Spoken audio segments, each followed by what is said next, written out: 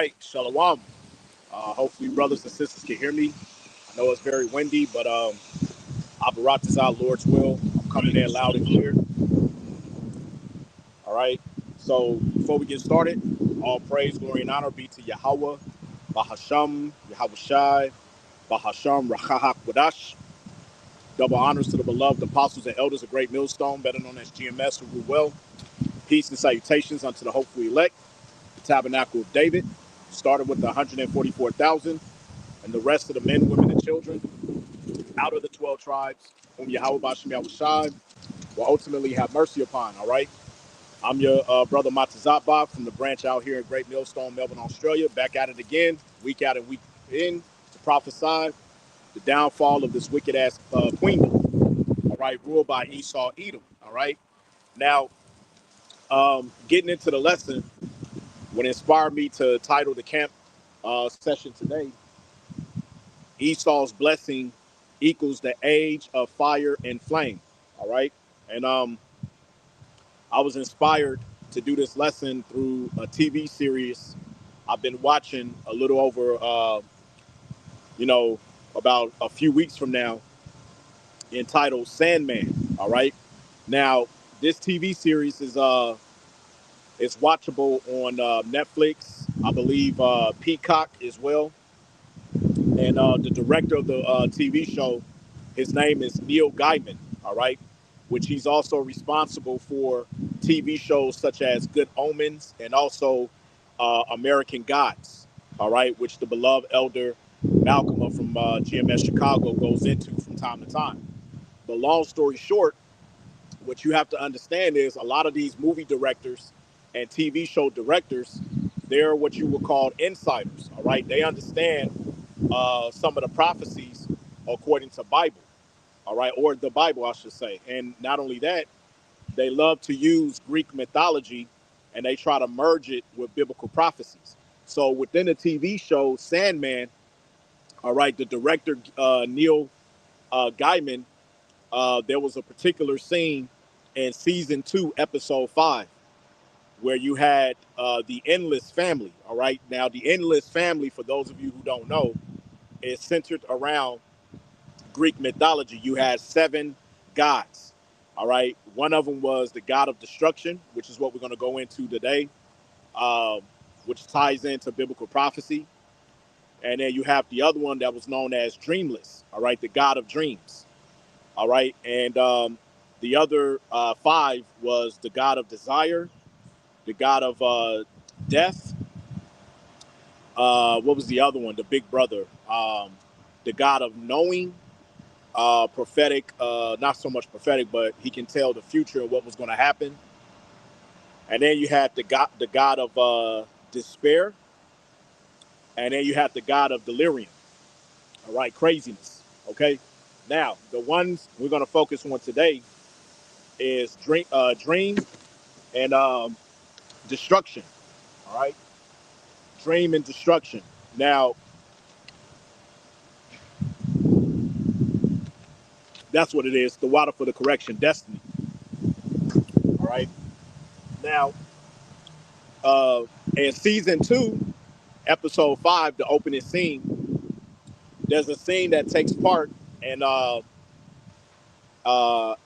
what is it called? Adunel House, 1675 in England during the time of the Renaissance era. And that scene was set up and it was shot between the god of destruction and his brother Dream. And destruction, he invited his brother Dream into this house because he was trying to warn him of humanity, mainly the Edomites. And in the scene, he started with the Greek Empire because he stated that the Greeks, they found the way through science on using atoms, right? But they didn't have the technology, obviously, back then to utilize to make fire and stuff like that. And what he was trying to explain to Dream, his brother, was the fact that he saw towards the end, and he was referencing the time period that we're in today. He actually had the ability. He said that basically when it came to the blocking out of the sun. He referenced the missiles. He referenced pretty much, without saying it in so many words, thermonuclear destruction. And he said because that no matter what happens with these people, all right, there was no turning them back. In other words, he saw the age of fire and flame. And he said that will be the time also of my end, because he said he was referencing it that when that time comes, the age of fire and flame, that's pretty much it for all of us. And so what he tried to do, when you understand the series, he had to leave his realm, because part of his realm was to provide that destruction. Whatever anybody had in their mind in terms of plotting, scheming, using crafty counsel, or whatever the case may be, to set themselves in the point view of destruction, that's what he was known to do. And he tried to explain to his brother Dream that no matter what humanity does from this point on to the end time, it's inevitable. All right.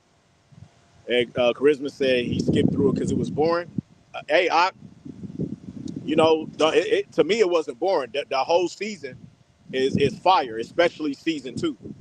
All right, you got to get into the storyline, and Neil Gaiman, he does a good job. See, certain flicks when you watch, yeah, they can be a little bit boring, but if you actually sit through it and pay attention, Esau will put little nuggets in there of prophecy. In season 2, there's a lot of biblical prophecy, especially episode 5. All right, but I highly suggest you, Akim, go and watch Sandman. There's a lot of biblical reference, especially in season 2. All right. Don't just start at episode 5. Watch the beginning episode 1 to try to get into it, leading up to it, and then you will see. But the main point that Destruction told his brother Dream was basically the age of fire and flame. And then a little light bulb went out, and I said, yeah, because the Bible speaks about, all right, let's get that. Let's start off with this precept. All right, now that we got warmed up going into it. This is Isaiah chapter 9 and verse 5. It says, for every battle of the warrior is with confused noise and garments robed in blood. Meaning what? Back then, all right, when the Heavenly Father used to intervene on our behalf going against other empires that we were held captive, all right, there was always war amongst the different nations in terms of being on horses with chariots, swords and stuff like that. All right, noises going on or whatever the case may be. But it goes on to say, but this shall be with burning and fuel of fire. What's the title of the lesson? The age of fire and flame. All right, because that's the time that we're in. Okay, the second death is going to be via way of thermonuclear destruction, whereas the first death was via the flood. Okay, the water going back in the time of Noah. All right, and so now it's very interesting because Neil Gaiman, who's the director of the movie of the TV series Salakia Sandman, I believe personally he's an insider. Generally, a lot of these Hollywood directors and stuff, they are insiders. Give you an example. What's his name? Who made the movie Eyes Wide Shut? Uh, Stanley Kubrick. All right, Stanley Kubrick, and what's the other guy? Cameron. What's the guy who made the movie Titanic? Um, and also George Lucas for Star Wars. They're all insiders, man. Okay, what's the other guy's name who passed away, who made X-Men? All right, they're all basically they're all insiders, man. Okay, they're all insiders, meaning they understand prophecy, like the maker of X-Men, Marvel, and stuff like that. He did an interview which they erased off the internet, but he pretty much alluded. He said, yeah, your true X-Man, he said he got the inspiration through the Bible. All right, because the true X-Man is the elect. And if you understand prophecy, the scripture says that the house of David should be like God's. All right. So when you go and watch all of his movies, all of the X-Men series, especially I think one of the best ones he ever did that actually showed the end time of biblical prophecy was X-Men Apocalypse. Okay, go and watch that over again. All right, because they showcase on how the Russians, when pertaining to Ezekiel the 38th chapter, all right, when he put the spirit on the Russians in the scene, when they put the key in and turned it, and they pressed the nuclear buttons to be shot off. Yeah, that was all biblical prophecy. That aligns up with Ezekiel 38:10. He shall think an evil thought. You see? So a lot of these shows and movies and stuff that you watch, you got to pay attention, man. You got to have a spiritual eye to discern these things, you know? And again, like I said, when I was getting into the series of Sandman, there's a lot of prophetic allegories within that TV show. All right. But once again, you got to be spiritual to discern these things, man. All right. A lot of y'all just watch these shows and stuff just for entertainment purposes. But when you start to be mature through the spirit and you're, coming up on a level, you don't watch these shows for entertainment. You watch them for prophetic allegories, man. All right. And that's how you see a lot of these brothers are able to put together lessons and stuff like that. Because we're in a time where we're watchmen. All right. So part of being a watchman is not just focusing on what's going on in the news per se, but also you may stumble across things that they put in as subliminal messages with their TV shows and movies and stuff like that, man. All right. Because everything around us is spiritual. Everything is spiritual. You see what I'm saying? So let me read this again. Isaiah chapter 9 and verse 5. For every battle of the warrior is with confused noise and garments robed in blood. But this shall be with burning and fuel of fire. And what's going to cause that destruction with fuel and fire? ICBM missiles, right? Now, what I did was I went into Chat GPT today just to ask them about that scene in the TV show Sandman, episode 5, and how that prophetic allegory that was put in between destruction and his brother Dream, how does that spill over to biblical prophecy? And so they gave me a table of reference. It says the symbol reference, age of fire and flame, biblical parallel, Malachi chapter 4, verse 1 and 2. And I think this is 2 Peter chapter 3 and verse 10. So let's grab these precepts real quick. So we're going to go to Malachi chapter 4, verses 1 and 2. Now, if you're in the book of Malachi chapter 4, the title, it reads final admonition. Now, the word admonition goes into the word warning. So this is the final warning. Okay. That's why you have the service to prophets, starting with the apostles, the bishops, and the elders on down. We're here to give you that final warning, man, before the Lord brings the famine of the word, pursuant to Amos chapter 8 and verse 11. Okay. Because there's going to be no excuse in the time of Jacob's trouble. All right.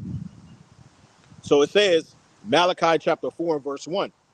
For behold, the day cometh that shall burn as an oven, and all the proud, yea, and all that do wickedly shall be stubble. And that's starting with the Edomites. Okay. Malachi 1 and 4, the border of wickedness. But it also goes into our people too, who are not right, mainly the 2/3, okay, that are over in America. All right. You're going to be judged by that thermonuclear destruction. It says, in the day that cometh shall burn them up, saith Yahweh of hosts, that it shall leave them neither root nor branch, right? Because everything is going to be left a desolation in the land of America. All right. This is how serious this thing is, man. Okay. And the writing is on the wall. All right. You got Russia that just supplied Iran, okay, with more military aid in terms of, warheads and stuff. And now China's getting involved. Okay. They also said that they'll back up Iran. All right. And why is that? If a brother could please post Zephaniah 3 and 8. Okay. And somebody also get Joel 3 and 9. Babakusha. That's the time that we're in. The gathering of the nations. Right. It says, verse 2, but unto you that fear my name shall the Son of Righteousness arise with healings in his wings, starting with Yahweh Shai, and ye shall go forth and grow up as the calves of the stall, man. That's speaking about the elect. All right. And that's what it's all about at the end of the day. If you truly are a man of Yahweh Bashem Yahushua and you're truly in these scriptures, you will know that it's always been about the elect. There's a remnant that's going to get it. Everybody else is not going to get it. That's why this truth is not for everyone. All right. That's why Yahweh Shai said, if the world loveth you, all right, you know, how does it go? Let me get that real quick. Let me see. Yeah, John 15 and 19. If ye were of the world would love his own. But because ye are not of the world, but I have chosen you out of the world, therefore the world hated you. All right.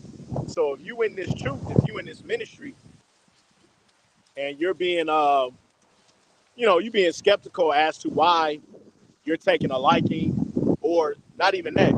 If you are feeling some type of way of, the pushback that you're receiving, being in this ministry, you're getting weird looks, whether it be from your family members, friendship groups that you used to be a part of, or associates, or whatever the case may be. It's because this truth doesn't sit right with their spirit, and it's not supposed to. All right. Somebody get Babakashah, 1 Peter chapter 4, verse 12.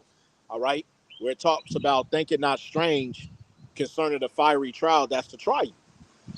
All right, because when you come into this ministry, all right, it ain't supposed to be easy peasy, man. No, the Lord didn't set it up that way, man.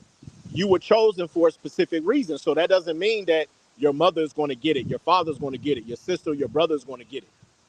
All right, that doesn't mean your wife is going to get it. That doesn't even mean your children is going to get it, man. Yahweh Shah said in itself, a man's foes should be they of his own household, man. I had come to set variance, all right, a man against his son, the mother against the daughter, and vice versa. So if you sitting up there and you're getting offended because, well, this ain't what I signed up for or whatever, then guess what? Chances are you're not of the elect, man. Okay? You are offended at the gospel of Yahweh Bashim Yahweh Shai. Okay? That's just what it is.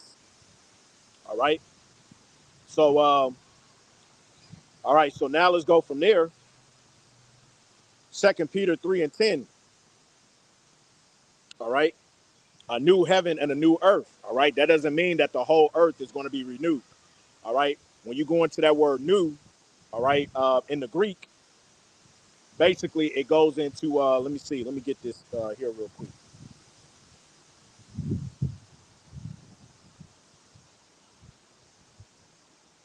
When you go into that Greek word, all right, I believe it's kainos.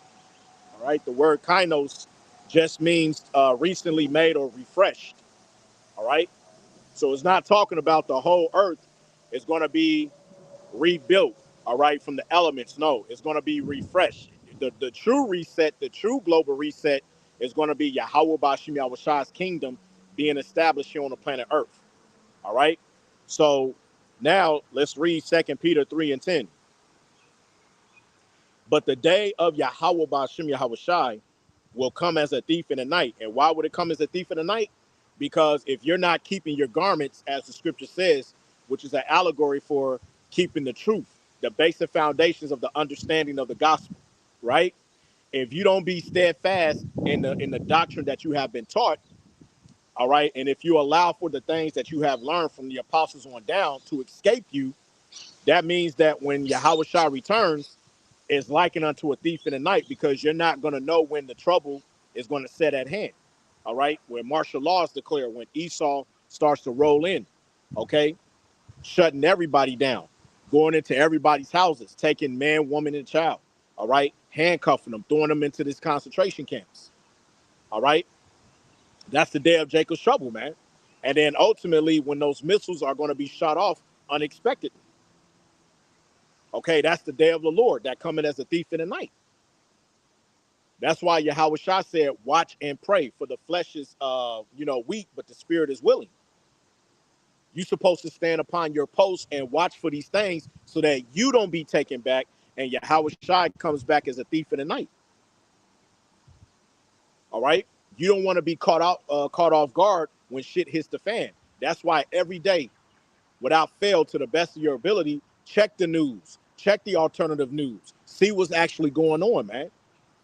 You know, there's an old saying: if you stay ready, you never have to get ready. All right. If you call yourself, if you're teaching this truth and you call yourself a prophet, that's the sort of spirit you should be coming in. You're supposed to be a watchman, right? So let's read this. 2 Peter 3:10. But the day of Yahweh Bashim Yahushai will come as a thief in the night, in the which the heavens shall pass away with a great noise. That great noise represents the missiles. It says, and the elements shall melt with fervent heat, and the earth also and the works that are therein shall be burnt up. So, that's why our forefathers spoke about we look for a new heavens and a new earth wherein dwelleth righteousness, because everything in this society is not going to last, man. It's all temporary. All right. The works therein, which goes into the philosophies, all right, the idol worships, the statues, and all of this stuff. All of that's a thing of the past, man. All right. That's why the only thing you should be doing right now is getting your house in order. Okay. Things that you have a bad habit of doing, it will behoove you to try to eliminate yourself from those habits, because those habits during the time of Jacob's trouble, they can pretty much overtake you. Okay. Because of the lust of your flesh. So if you don't nip those bad habits right now, you could likely give into those bad habits during the time of Jacob's trouble. You see what I mean? So this thing is very serious, man. All right. And you should treat it as such, because Yahweh Bashim Yahushai, he didn't need to give you the grace to wake up to this truth. And a lot of you jakes, you're just sitting on it. You see, you're just sitting on the truth. You're not really doing anything, man. All right. The scripture says that, the Lord doesn't want you to be lukewarm. He would rather you be hot, meaning to be on fire for this truth, or cold. All right. But if you're in between, man, he's going to, spit you out, you know? So verse 11, 2 Peter 3:11, it says, seeing then that all these things shall be dissolved, it says, what manner of persons ought ye to be in all holy conversation and godliness, right? Okay. What manner of conversation are you to be in, man? Okay.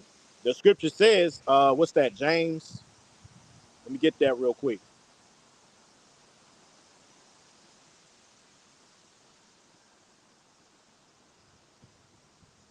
Let me see. I think it's James 4.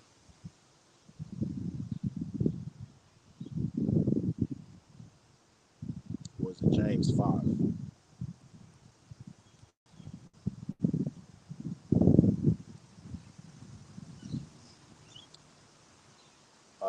Bear with me 1 second.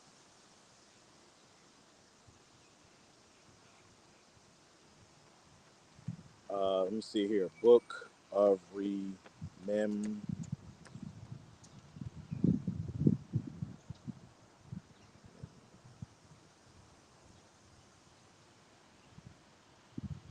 Not James, Salakia. Malachi 3:16.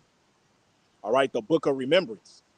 Because in our holier conversation, we break bread with one another. We do sit downs. We talk. This is Malachi 3:16. Then they that feared Yahweh Bashim Yahushai spake often one to another. And Yahweh Bashim Yahushai hearkened and heard it, and a book of remembrance was written before him for them that feared Yahweh Bashim Yahushai and that thought upon his name, man. So you want to be amongst that number, okay? What manner of holy conversation ought ye to be in, man? Remember, the scripture says that when it comes to the elect, starting with the 144,000, no guile was found in their mouth. That's what represented them to be a virgin. Okay, spiritually that is. All right? Because our conversation is constantly on prophecy, constantly on manifesting the names of Yahweh Bashim Yahushai, man. Okay? When it talks about no guile, that's essentially going into the fact that you're not mentioning any other names of any other gods. You're not bringing in corrupt doctrine, which falls under filthy communication. That's really what that's going on about. right? So no, what manner of conversations ought you to be in, knowing the time at hand, man? Okay, your mindset. Where's your mindset within this truth? Okay. Patrick Store says a brother asked me, "Is porn a sin?" And I didn't know how to answer. Well, technically, it's not written in the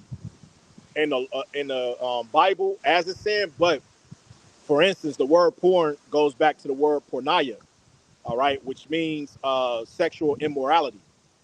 Okay, now when you go into sexual immorality, that falls under what? Adultery. That falls under the alphabet community, incest, bestiality. All right, and when you look at pornography today, uh, a lot of some of those women are actually married. All right, so when it comes down to it, all right, what did Yahweh Shah say? When a man looketh upon a woman, he already committed adultery within his heart. Now, that scripture in Matthew, the way that it was written, all right, it was written the wrong way, because what he was actually alluding to is it's not the fact that if you look at any woman, you commit adultery. No, because how did you get your current woman now? All right.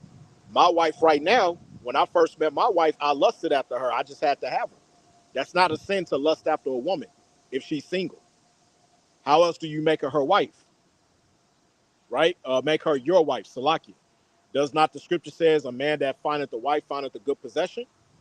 So you lust after your woman. It's not a sin to lust after a woman if she's single. That just means you are a man. That's your manly nature, man. Okay? The glory of a man is his woman. You see what I'm saying? But 9 times out of 10, when it comes to pornography, all right, um, this is how it works. Number one, as a man, let's talk to the brothers. For you to take part in such an activity like that, constantly watching, what does it do? It can cause you to commit um, sexual immorality, because one, it messes with your psyche. So the more you keep watching it, when you get out in public, right? And let's say you may see a beautiful woman or whatever, you don't know if she's with someone or not, right? But guess what? Demons can actually start to jump on you, and you have the what even Elder Manata Zaba call it the sex lust demon, right? Which is very real. Demons can jump up on you and can cause you to commit such an act. You see what I'm saying? So now you got to go back to the drawing board. Do you think it's wise for you to be watching porn? The answer to that is very simple. No. Okay. What did Apostle Paul say in 1 Corinthians, the 7th chapter? Let's get that real quick. All right. 1 Corinthians 7. And I'm going to start at the top. It says, "Now concerning the things whereof you wrote unto me, it is good for a man not to touch a woman." Now, why did he say that? Because some people will take this scripture out of context and say, well, see, Apostle Paul, all right, he might have been a gay man and stuff. He telling, men, don't touch a woman. That's not what he meant. The reason why he said it's best for you not to deal with a woman, it was speaking about in our day and age, because he said, as you continue to read on within the chapter, knowing that the time is short, okay, treat it as though you have no wives, meaning don't focus so much on your woman, because your woman can actually get in the way with you teaching this ministry. All right? Yeah, it is, but it's all good for now. All right, may Yahweh Bashim Yahushai keep us until I close the camp. If not, that's okay. We'll go to my second campsite under the pergola thing or whatever, and we'll be all right. But let's continue on. So what you got to understand is this: in our time right now, those of you brothers who have wives, okay, when the Apostle Paul said, be it though that you have no wives, it wasn't the fact that you supposed to 100% neglect your woman. No, he was saying don't focus too much on putting your wife on a pedestal, all right? Because what happens when you give your all to a woman, okay, she can pretty much remove you from the task at hand. And we have many examples of that in the scriptures, King Solomon being one of them. Okay, what happened with King Solomon when he put all of his emphasis into his, his concubines when he got up in age? We know the history, right? So it's the same thing now, man. If you are in this ministry and your focus is on your wife more so than it being on this truth, more than likely your woman can take you out of the truth. And the apostles have likewise over a process of many times teaching this word. Okay, they've given us examples of that going all the way back to the school of One West. All right, so continuing on. 1 Corinthians 7:2. Nevertheless, to avoid fornication, let every man have his own wife, and let every woman have her own husband. Now, the brother brought out a minute ago, when you go into that word fornication, you have the Greek Strong's G 4202, which goes into the word porneia, which means illicit sexual intercourse or sexual immorality. So yes, if you're breaking it down, if a brother asks you, is porn a sin? Not in the case of, you're not going to find it in the Bible say, well, porn is sin. No, but you have to break it down that yes, and in the sense of it can lead to you doing sexual immorality, because the more you keep watching it, okay, like for instance, this young generation that plays GTA, right? They did a recent study that the more you play that sort of games, it it gives you a triggering to go and commit such acts in real life. Could we all agree with that? Could we all agree that when you play games, fighting, shooting games and stuff like that, the more that gives you a deepening psychological effect, so much so that when you come out here in the real world, you want to commit such acts. So how much more if you're watching pornography, especially a man that doesn't have discipline within himself? He'll go out and see a beautiful woman, and then what do you think is going to happen? He's going to try to take her. You see what I mean? So there you go. Like the brother Nakai said, it makes you more violent, right? So how much more if you're watching pornography, man? Yes, pornography can cause you to commit sexual immorality, because within pornography, there's a lot of fetishes. There's a lot of fetishes. You know what I'm saying? You got themes of, I slept with my stepsister. I've done this and done that. The scriptures speak against that in Leviticus, the 18th chapter.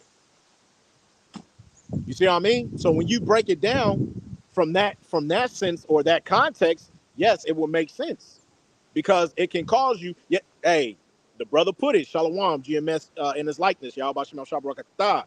A lot of porn stars are married. Hey, did I not say that earlier before the brother came on? See, that's the spirit, okay? Because like the Akia just said, yes, a lot of porn stars are married. So guess what? Somebody get the precept when Yahweh Shah said in Matthew that, if a man looking upon another woman, which in context he was speaking of, if you look at another woman's wife, you've already committed adultery within your heart, meaning your mind. All right, which also you can back that up with Matthew the 15th chapter, when he was talking about that it's not what goes inward for a man, let me get that because I don't want to butcher it, to defile himself, but what comes out, meaning the actions, because the action starts with the thought, right? And then once you get that thought, okay, what happens from there? You put it into action, right? All right, so somebody get that precept in Matthew, and I'm gonna get this in Matthew 15. All right, if you can, Babakushab. Not, it's all good. I'll find it. All right, so this is Matthew 15, and I'm going to start at 15, the heart of man. Then answered Peter and said unto him, declare unto us this parable. And Yahweh Shai said, are ye also yet without understanding? Do ye not yet understand that whatsoever entereth in at the mouth goeth into the belly and is cast out into the drop? Because he was talking about men eating with unwashed hands, right? Verse 18, but those things which proceed out of the mouth come forth from the heart, and they defileth the man. Okay? Speaking of it, whatever you think in your mind, okay, it starts with a thought and then it turns into an action. That's what defiles you. right? For out of the heart proceed evil thoughts, murders, adulteries, fornications, going back to the Greek word porneia. So like the brother just said, a lot of porn stars are married. So guess what? If you're watching pornography and you don't know if that woman's actually married behind scenes or whatnot, first, it messes with your psychological thought because you're emphasizing so much of, man, yeah, sleep with the stepsister, yeah, a woman cheating on her husband, yeah, I like that. And like Nakaf said, when we reference GTA, they have that mode of thought that, oh, you know what? I can do this in the game, so more than likely, I can probably get away with it in real time. Well, guess what? The same could be said if you're watching pornography, because if you spend most of your time going into those different topics and themes, okay, those cut scenes, more than likely, when you go out into the real world and you see a beautiful woman, you're going to think about all those different scenes that you watch on a day-to-day basis, and then you think that you gonna try to make yourself as that as that porn star or whatever. So you gonna try to take that woman, all right, and then you gonna put yourself in grave danger here within Esau'S society, all right. So in that context, what you should say to that brother is, it can cause you to commit sexual immorality. Okay, that's the way that I would do or say something like that in that regards, right? You don't want to watch pornography because it can defile you, okay, by giving you evil thoughts on what to do, okay, committing adultery, committing fornication, okay. Did we not learn our lesson from Mr. Pegging himself, Alizar from former Sakari? Did we not learn our lesson about that situation? You see what I'm saying? So now, okay, the apostles of Great Millstone, the bishops, the elders on down, okay, they always give us examples of what to do and what not to do. Somebody get Isaiah chapter 30 and verse 20, Babakwa Shop. All right, let's get some of these precepts. And Tawada Akim, all right, Brother Nakaf posted Matthew 15 and 11. Not that which goeth into the mouth to follow the man, but that which cometh out of the mouth, this to follow the man, right? And once again, that goes through your thought process. The word, the Hebrew word for heart goes back, the word for heart goes back to the Hebrew word lab, which means your mind. All right, let's get this here from the beloved brother GMS in his likeness. Matthew 5 and 28. But I say unto you that whosoever looketh on a woman to lust after her hath committed adultery with her already in his heart. Right. All right. Now, once again, don't get simple minded. That's not necessarily talking about you can't look at a woman. All right. Because again, some of you brothers who have women and wives, how did you get your woman? You lusted after her. It's not a sin to lust after a woman who's single. Okay. What Yahweh Shah was speaking about in context was lusted after another man's wife, which actually goes back to the law in Exodus. Right. Brother GMS in his likeness also posted 1 Thessalonians chapter 5 and verse 22. Abstain from all appearance of evil. Right. Okay. Remember, you want to keep yourself spotted from this world, man. All right. So again, if you're dealing with an individual, okay, who has a weakness falling into watching pornography, that's all you have to do is explain to them that it's very easy for you to fall under sexual immorality, which is something you want to abstain from doing. Okay. That's how you encourage that brother, man. All right. And like Apostle Paul said, going back to 1 Corinthians, and we'll wrap it up after that so we can get back to the lesson at hand. All right. 1 Corinthians 7 and 2. Nevertheless, to avoid fornication. So in other words, to avoid sexual immorality. Okay. Let every man have his own wife and let every woman have her own husband. Listen,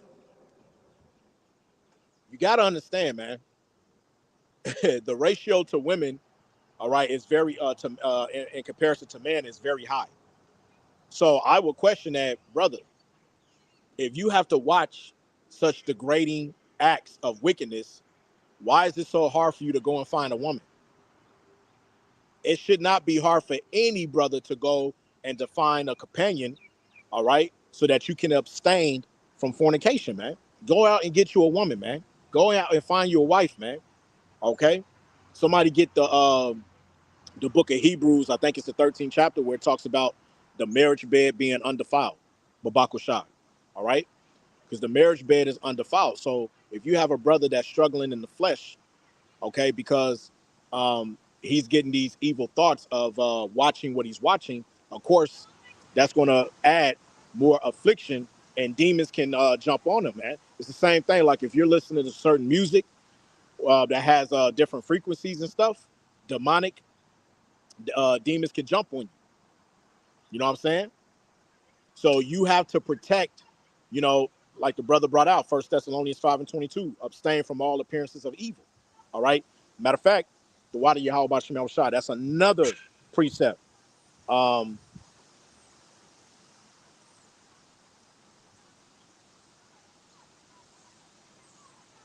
Let me see here. There's a precept in the Apocrypha.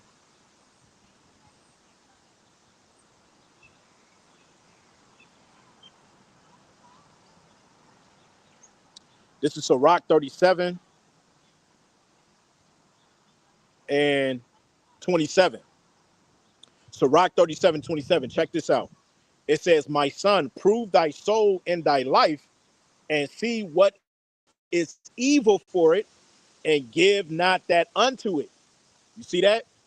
So what you should be telling other Akim is, look, 2 Corinthians 13:15, examine yourself.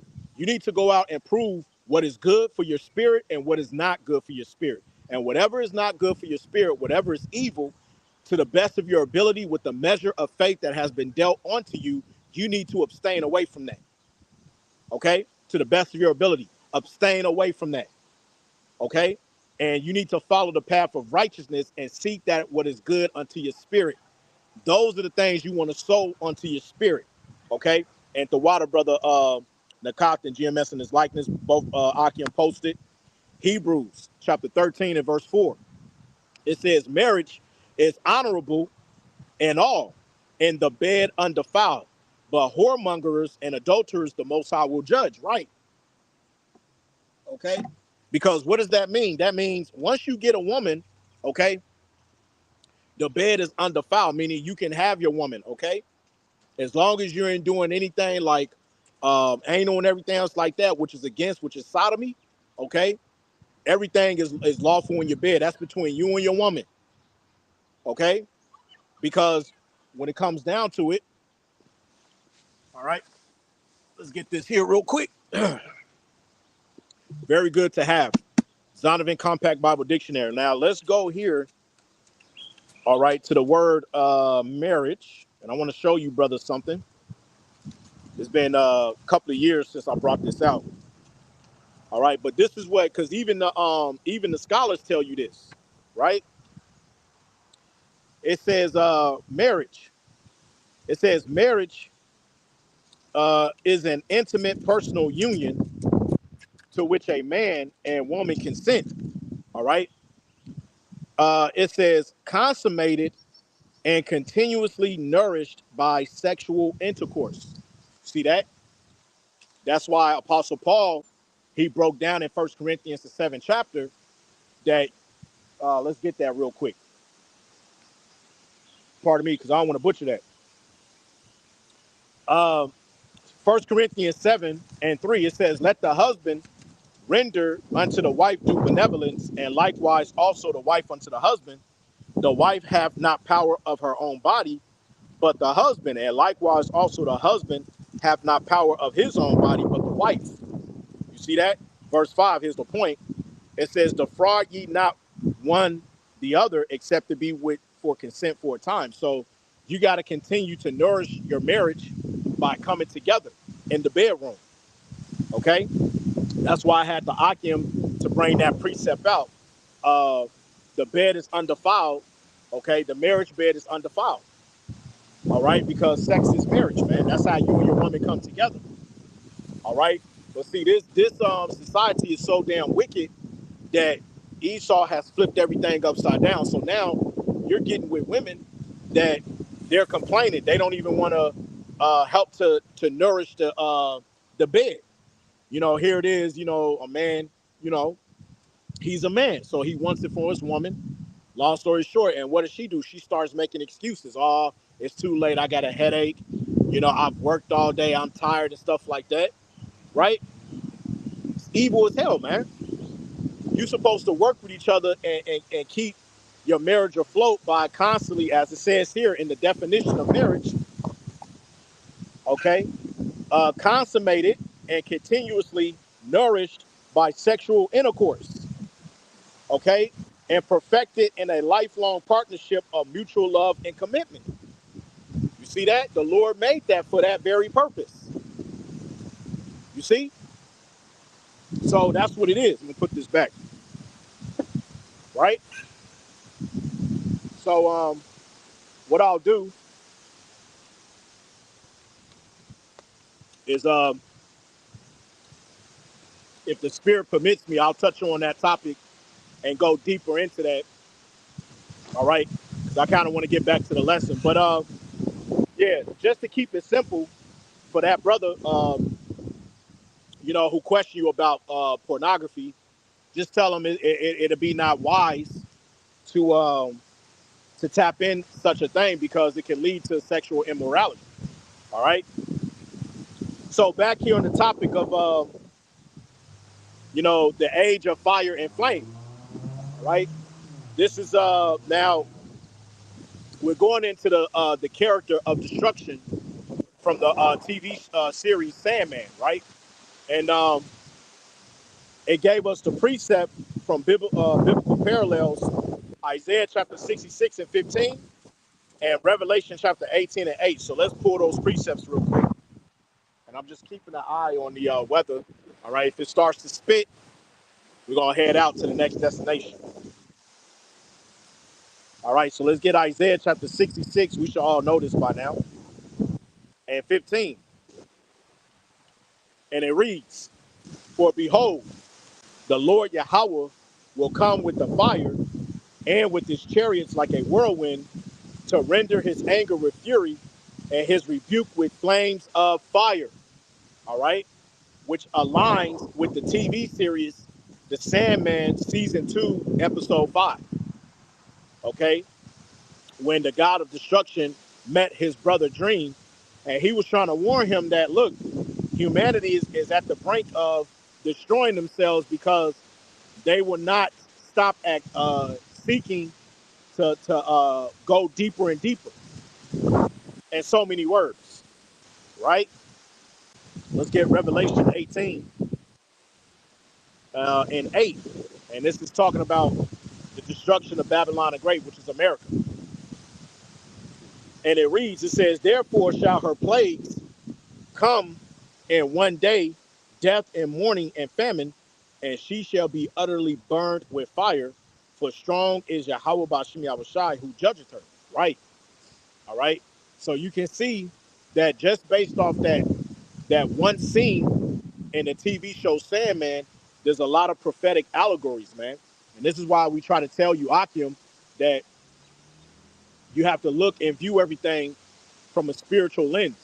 All right. Because a lot of people, it's more than just waking up every day and tapping into the alternative news and stuff like that. No, a lot of the times, a lot of these movies, TV shows, and whatnot, they got a lot of prophetic allegories, man, that you can tap into and give you inspiration to do lessons. You know, you dig what I'm saying? So now also from Chat GPT, it says symbolic reference, collapse of an old order, which we know today. Second Esdras 6 and 9 tells us what? Esau is the end of the world, and Jacob is the beginning of it that follow it, right? Because we're currently under this old rulership being currently ruled by Esau Edom, okay? And in that scene, the God of destruction, he understood that. He was trying to break it down to his brother Dream to say, look, this is the reason why I'm pulling out of the endless family, because I don't want to have no part of that. You see what I mean?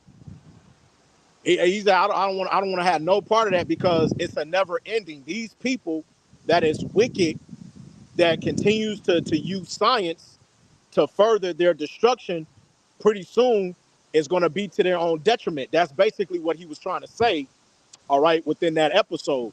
And Lord's will, I'm gonna do a part 2 as a follow-up after camp, so that you can see that scene of what I'm actually talking about, so you can get a visualization of what he was actually going into. All right. So the next symbol reference of that episode is giving me is a cleansing of the world. All right, because this current world that we live in, it needs a big cleansing. And how's the Lord going to do that? By thermonuclear fire. The first cleansing was through the flood. This second cleansing is going to be through thermonuclear destruction. Okay. And what that goes into, we're going to get, let's get Zephaniah. It's giving me the precept in Zephaniah chapter 3 and verse 8. It says, therefore wait ye upon me, saith Yahweh, until the day that I rise up to the prey. For my determination is to gather the nations, that I may assemble the kingdoms, and to pour upon them my indignation. Okay, righteous judgment. Even all of my fierce anger, for all the earth shall be devoured with the fire of my jealousy. See that? That don't get simple, because that doesn't mean the entire earth is going to be destroyed. All right. But majority different parts, mainly America and Israel, is going to be destroyed by thermonuclear fire, and wherever else the Lord is going to have those missiles to hit. Okay. But the whole earth is not going to be destroyed, because we need, as it mentions in Psalms chapter 149, you need subjects, man. All right. Bind their kings and nobles with fetters of irons of chains. Okay. So the heathen nations that are left over, okay, after the destruction, the Lord is going to keep them, because they're going to have first dibs into slavery. All right. Which shows you and proves to you that the whole earth is not going to be destroyed. Right. So then it gave us Isaiah 65. Let's go there real quick in verse 17. Yeah.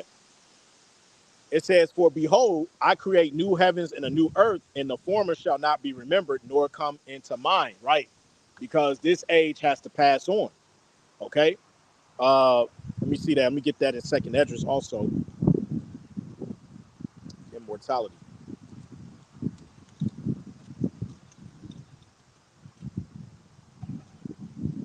All right. This is second Esdras chapter 7 and verse 43.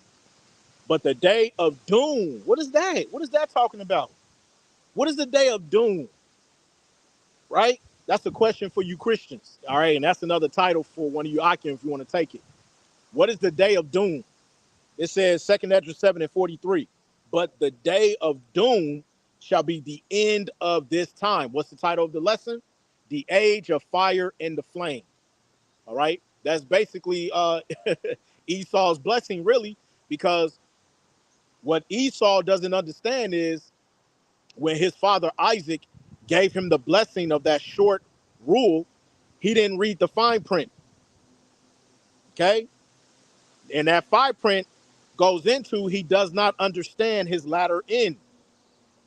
All right. That's why this man is losing it right now, man, because his kingdom is at its end. Somebody, Babakushat, get Job chapter 14 and verse 5. All right. That's the time we in, man. Okay. We continue to read this on Salakia. Second Esdras 7 and 43. But the day of doom shall be the end of this time, and the beginning of the immortality for to come, wherein corruption is past. You see that? That's what it means when he says, I'm going to make a new heaven and a new earth, wherein dwelleth righteousness. That's what we seek after, because right now, this current society is corrupt. All right. And to prove that, let's get Isaiah chapter 24. Okay. This is Isaiah chapter 24, verse 5. It says, the earth also is defiled under the inhabitants thereof. Right. It says, because they have transgressed the laws, changed the ordinance, broken the everlasting covenant. That's why the earth is defiled. You see that? Somebody, Babakusha, look up the word defile in the root etymology and see what that goes back, and post it on the chat. All right.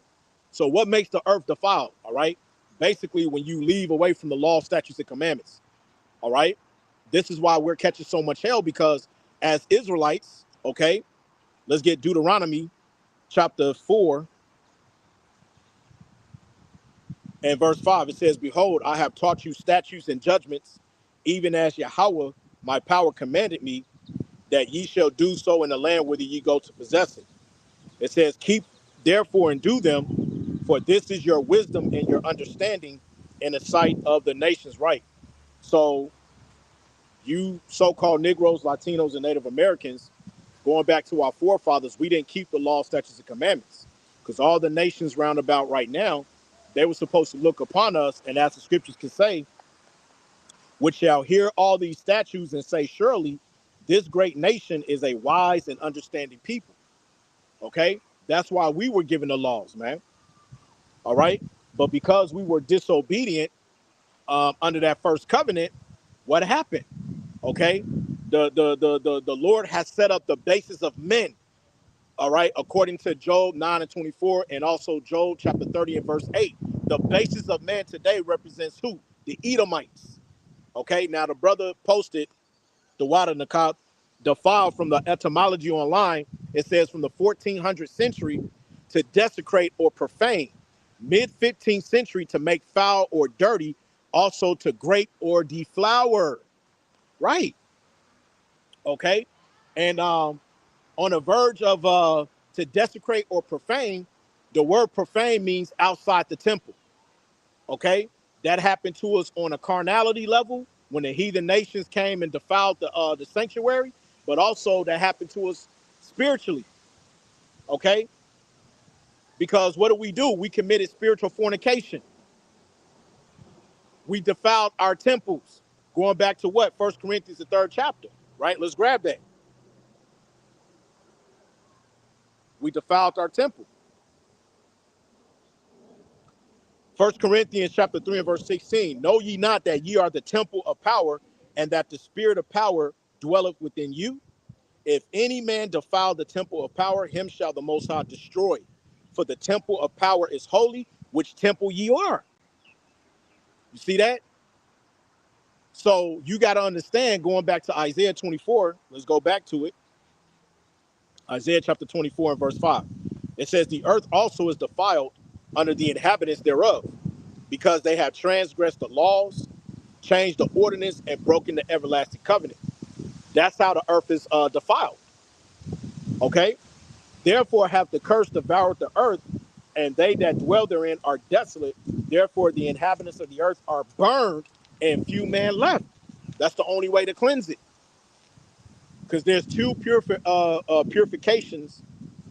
Well, there's two agents of purifications. One of them is water. That was known as the first death, the flood. The second agent of purification is fire. All right. And the Lord is going to cleanse the earth through that plague, which that ultimate plague goes back to Zechariah, the 14th chapter, dealing with the ICBM missiles. All right. Let me see here if there's anything else on that. All righty. Yeah, no, let me see. That's good on that. All right. So let me go back to this chart. All right. Beginning of a new kingdom. Right. So they've given me the precepts. Daniel 2:44, Revelation 21 and 1. So let's grab those precepts real quick. All right, this is Daniel chapter 2 verse 44, the divine kingdom. It says, and in the days of these kings shall the Most High of heaven set up a kingdom which shall never be destroyed. What in the days of what kingdoms? The kingdom right now started with the Edomites and all of the nations, okay, that's currently subject unto it. It says, which shall never be destroyed, and the kingdom shall not be left to other people, but it shall break in pieces and consume all these kingdoms, and it shall stand forever. Which you can precept this to Revelation, the 19th chapter, when it talks about Yahweh Shai coming with the crowns. Let's grab that real quick. All right.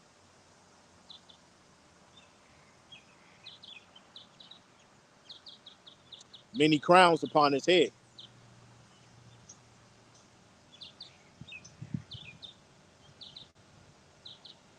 Let's see here.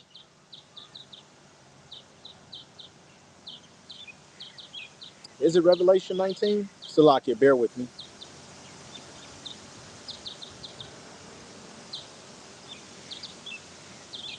Right. Revelation 19, Salakia. And I'll start at verse 11. And I saw heaven open, and behold, a white horse represents purity, all right, and power. And he that sat upon him was called Faithful and True, and in his righteousness he doth judge and make war. All right. Remember Exodus 15:3. Yahweh is a man of war, man. All right. You Christians, you got it, backwards, thinking that he's about to come back, no, on an actual white horse, and talking about some, hear ye, and gather up all of my loved ones. All right. Nah, that's not how the Lord is coming back to get down, man. The Lord is coming back with a mighty shout, man, pissed off and angry for the controversy of Zion, pursuant to Isaiah the 34th chapter, right? So it says, verse 12, his eyes were as a flame of fire, and on his head were many crowns, okay? And he had a name written that no man knew but he himself. That name is going into his rank, all right? And why did he have many crowns? Because he's coming to consume all of these kingdoms.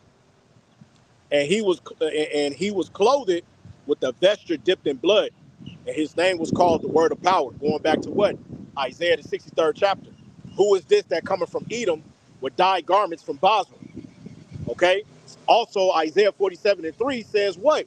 That when Yahushua returns, he's going to return in his angelic form. He's not going to meet thee as a man. All right. He's not going to meet thee as a man. Right. So it says, verse 14, and the armies which were in heaven followed him upon white horses, clothed in fine linen and white and clean. And that's speaking about the Alahayim, all right? The Alahayim, which are the angels, because remember, it also references in Daniel chapter 12 that it's going to be a time so bad that even Michael, okay, Machiala, which means who is like the power, okay? Michael is going to have to stand up for the children of thy people, the sons of Yasher Allah, okay? Yasher Allah, Yahi, Shar, Prince, Allah, power, okay? Which is the Hebrew word for the English translation, Israel. You see? It all ties in together, right? So, okay, last verse. And out of his mouth goeth a sharp sword, that with it he should smite the nations, and he shall rule them with a rod of iron, and he treadeth the winepress of the fierceness and the wrath of the mighty power. All right. So Yahweh Shai, he's coming to get down, man. You see what I'm saying? And that's why he said, you know, the scriptures actually say, knowing the terror of the Lord, we persuade men. Okay, telling you the day of judgment is coming. All right, the kingdom of heaven is nigh at hand. Repent. You see what I'm saying?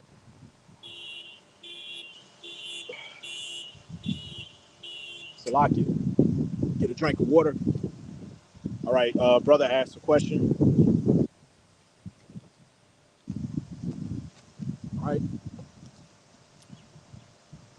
All right, so brother said, last question, I woke up a lot in the middle of the night. And when I do, I usually pray, but a lot of the time it's either 144 or 441 or 414 or some variation. I know it's a sign, not sure. Yeah, look, obviously 144, all right. On a spiritual level, that represents the 144,000, which represents the body government. But also the number 4 represents mercy, all right. That represents mercy. Now, we hope and pray that we are of those men, and we hope and pray that Yahweh Bashem Yahushai will ultimately have mercy upon us. You understand what I mean? So yeah, on a spiritual level, okay, you can discern through the spirit that, yeah, okay, it is a sign. Like I remember one day, a few months ago, I had some taste from some rotisserie chicken, and when they put my order through, they had a screen with your order number, and on that screen, with my name next to the order number read 144. All right, and I remember I screenshotted it and I sent it to my rib, and I said, "Tell me that ain't spiritual." All right, what's the odds of me going and getting some rotisserie chicken? All right, and they gave me the order number 144. So it's all symbolic. It's all spiritual. The elder from New York, he was doing a car lesson, and when he pulled over, a car in front of him, the license plate said 144. All right, call Halayim Yahweh Bashim Yahushai. So, you know, it's not so much that you need some sort of prophetic, allegory in the sense that, yeah, it break it down and it means, nah, man, it's just a spiritual number that, that 144 represents the body governor, all right, of Yahweh Shah, the elect, all right, and then, the number 4 also means mercy, okay, which the Lord has mercy upon us. Lord's will, we are part of that number, but not so much that you need a deep breakdown or it means this or that. No, you know. Um, but the Lord can do that. You know what I'm saying? He can give you uh, different images. He can make stuff happen in front of you. All right, for you to believe in him or to also give you a boost of faith.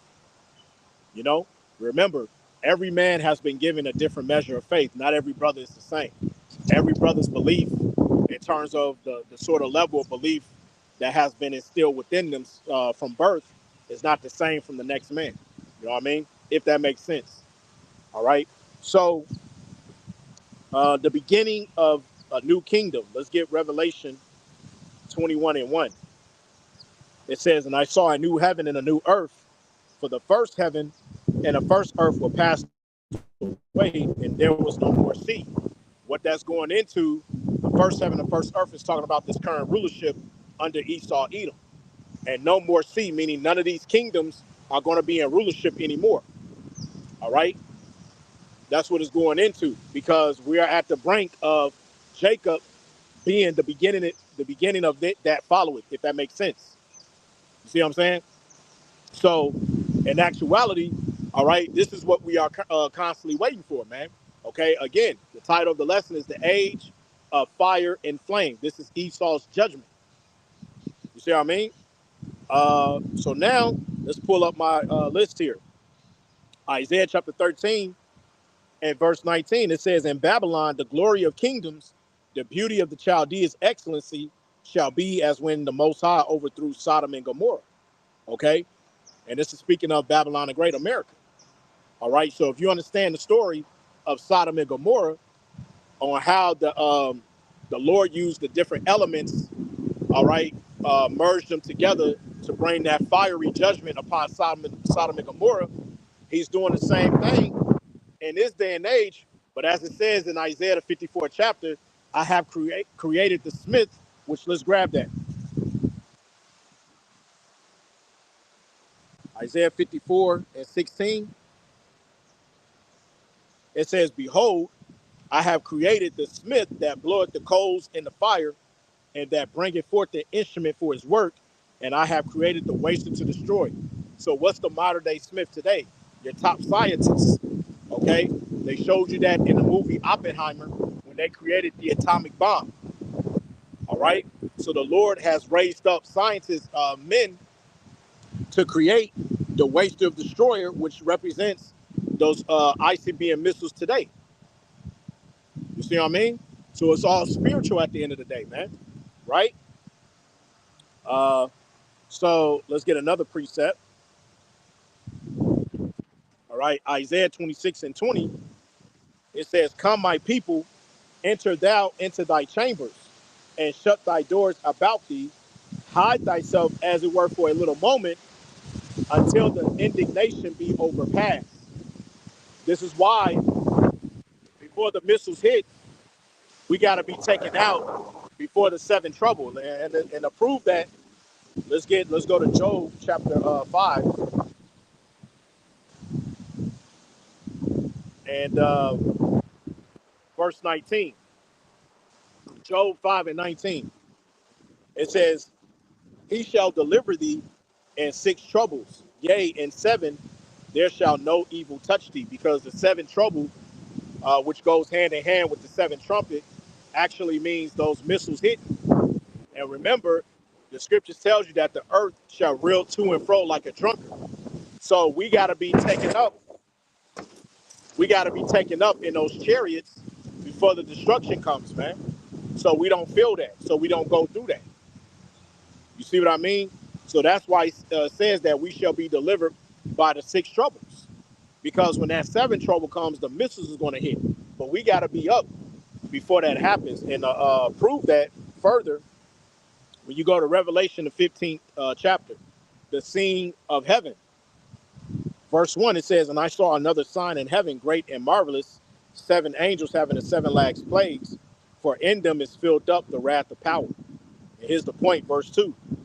"And I saw, as it were, a sea of glass mingled with fire, and them that have gotten the victory over the beast, and over his image, and over his mark, and over the number of his name, stand on the sea of glass, having the harps of power." And how we break that down is basically that's an image of the elect being up in the chariots, and they're watching the destruction from on high. Okay, as it were, a sea of glass mingled with fire. That's the vision that John the Revelator saw. Okay, he saw the elect on the chariots, and they're looking down at the destruction. Okay, and now Baratazah, we're those men. All right, and mercy is given to us to be able to be beamed up and to see it for ourselves, man. Okay. All right, so let's move on from there. This is Isaiah chapter 34 and verse 2. It says, "For the indignation of Yahweh is upon all nations, and his fury upon all their armies. And he hath utterly destroyed them, and he hath delivered them to the slaughter." But I thought everybody can be saved. So if you're teaching a doctrine that everybody can be saved, salvation is for all people, then who are these nations that are utterly going to be destroyed? All right? That doesn't make any sense. Somebody has to fit this bill. See what I mean? So, hey, man, it is what it is. So this is Jeremiah 49 and 17. "Also, Edom shall be a desolation. Everyone that goeth by it shall be astonished, and shall hiss at the plagues thereof." And the plague represents the missiles and also the chariots, because the chariots, they're going to get down too. All right? Remember, Esdras, when he saw the vision, and second Esdras, the 13th chapter, he said when Yahweh Shai opened his mouth, which was symbolic to the chariot blasting that beam of fire, which we will call today a laser beam, he said that he shall perceive nothing but dust and smoke. All right, when the armies, they tried to rush, when they saw Yahweh Shai manifest himself through the sky. All right, and you have to visualize that vision. All right. All right, so we're going to wrap it up in a couple of minutes because that rain is going to come soon. All right. Jeremiah 50 and 39. It says, "Therefore the wild beasts of the desert with the wild beasts of the islands shall dwell there, and the owls shall dwell therein, and it shall be no more inhabited forever, neither shall it be dwelt in from generation to generation." So that cuts that doctrine of Israelites that's talking about that America is the land of Israel. How can it be the land of Israel when the Lord tells you that here is never going to be inhabited ever again? Make that make sense. All right. Once again, you got a lot of false teachers and a lot of false prophets. All right. Ezekiel 21 and 9. "Son of man, prophesy and say, Thus saith Yahweh, say, a sword is sharpened and is also furbished." And that modern day sword is what? The ICBM missiles. You can liken that unto Isaiah chapter 34, which, let's get that real quick.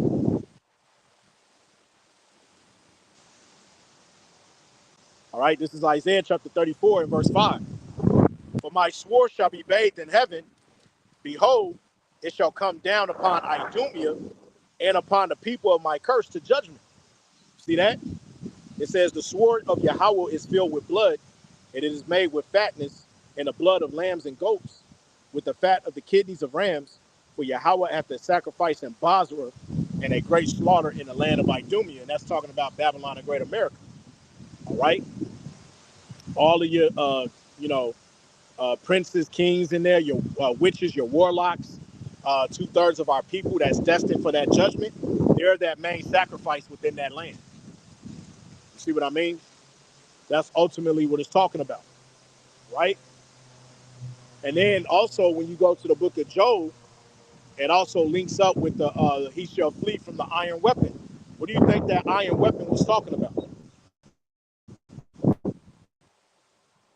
See?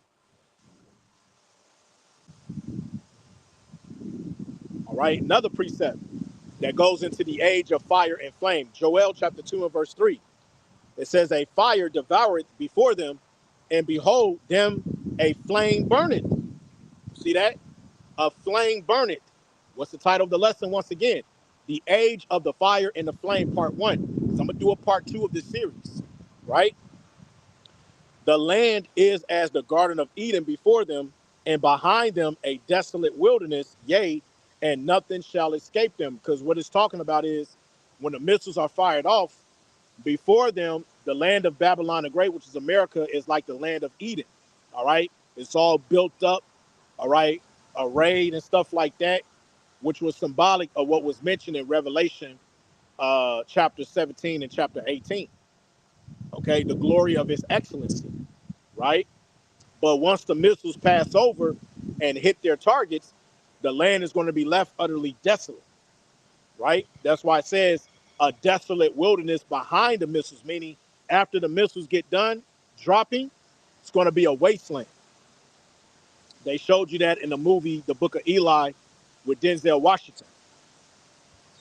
All right, here's another one. Amos chapter 5, verse 18. It says, woe unto you that desire the day of Yahweh, Bahashem Yahweh Shai, and to what end is it for you? The day of Yahweh Bahashem Yahweh Shai is darkness and not light. There you go. See what I mean? Because also in that cutscene in the TV show The Sandman, episode 5 in season 2, the god of destruction, he mentions about the sun being blocked out. And I said, damn, that's prophecy. Because the scriptures speak about the sun being darkened and the moon not giving it her light. All right.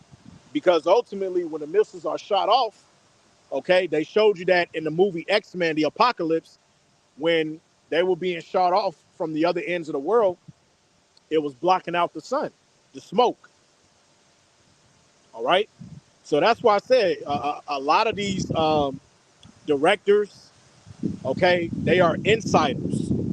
A majority of them, they know Bible prophecy. But what they like to do is they'll give you the prophetic allegory in the sense of the prophecies, and they'll try to link them with Greek mythology to throw people off. All right.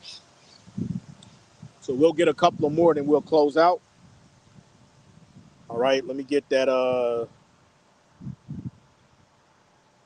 me get that Zechariah 14, the plague. This is Zechariah chapter 14 and verse 12. And this shall be the plague wherewith Yahweh will smite all the people that have fought against Jerusalem. All right. Their flesh shall consume away while they stand upon their feet, and their eyes shall consume away in their holes, and their tongue shall consume away in their mouth. You see what I'm saying? We call this the Sarah O'Connor scripture pursuant to the movie Terminator 2 Judgment Day. All right, that cutscene when she was dreaming and she saw the nuclear blast. Once again, that's the director's name, James Cameron. James Cameron. All right, affiliated with that movie Terminator. All right, he's another insider, along with Stanley Kubrick, who made the movie Eyes Wide Shut. All right, to expose what Esau does behind the scenes in order for you to make it within this society. All right. Zechariah 14 and 13. And it shall come to pass in that day that a great tumult from Yahweh shall be among them, and they shall lay hold every one of the hand of his neighbor, and his hand shall rise up against the hand of his neighbor. All right. So Yahweh Bashim Yahushua is going to cause that division. All right. That's the times that we're in. All right. Let's see what else I got here. This is Zephaniah chapter 1, verses 14 through 18. It says, the great day of Yahweh Bashim Yahushua is near. It is near and hasted greatly. even the voice of the day of Yahweh, the mighty man shall cry there bitterly. And the mighty man is talking about the military. All right. And if you want to get a deeper visualization or a better understanding, all you got to do is just read Second Esdras, the 13th chapter. All right. It says, verse 15, that day is a day of wrath, a day of trouble and distress, a day of wasteness and desolation, a day of darkness and gloominess, a day of clouds and thick darkness. See that? And what's going to cause that thick darkness? The ICBM missiles. All right, the destruction. And it talks about a mushroom cloud, right? Verse 16. It says, a day of the trumpet and alarm against the fenced cities and against the high towers, right? And I will bring distress upon men that they shall walk like blind men. See that? But see, the elect, they're not going to be blind because Isaiah 33:6 says, wisdom and knowledge should be the stability of thy times, the strength of thy salvation, right? It says, because they have sinned against Yahweh, and their blood shall be poured out as dust, and their flesh as the dung. All right, dung meaning shit. So did not the angel tell Esdras that those who have loathed the law of Yahweh Bashem Yahushai, the same must know it after death by pain. So in the day of your visitation, pursuant to Proverbs, the first chapter, Yahweh Bashem Yahushai is going to laugh when your destruction coming. He's going to laugh when your calamity coming. Because you chose not the fear of Yahweh Bashem Yahushai. You chose not to get right. You chose to disassociate yourself away from the truth. You did not want to hear the words of the prophets. So what do you think ultimately is going to happen to you? You're going to be destroyed without remedy. And we'll end it by this. Okay? This is Proverbs chapter 29 and verse 1. Because time and time again, 2/3 of our people, you've been told, okay? We sighed and cried, okay? We piped to our fellows all day long, but you have not danced to the tune of the beat, as mentioned in Matthew's the 11th chapter. All right, so we're going to end it here. Proverbs chapter 29 and verse 1. He that being often reproved hardeneth his neck shall suddenly be destroyed, and that without remedy. And that's going to happen to 2/3 of our people. You're going to know it through death by pain, man. All right. And so with that, we're going to wrap it up. I pray that this camp lesson has been edifying. I want to give all praise, glory, and honor to Yahweh, Bahasham, Yahweh Shai, Bahasham, Rakat, Ha, Kodash. Double honors once again to the beloved apostles and elders of Great Millstone, better known as GMS, who rule well. Peace and salutations unto the hopeful elect, the tabernacle of David. Lord's will, you will edify, and it's on to the next. Shalom.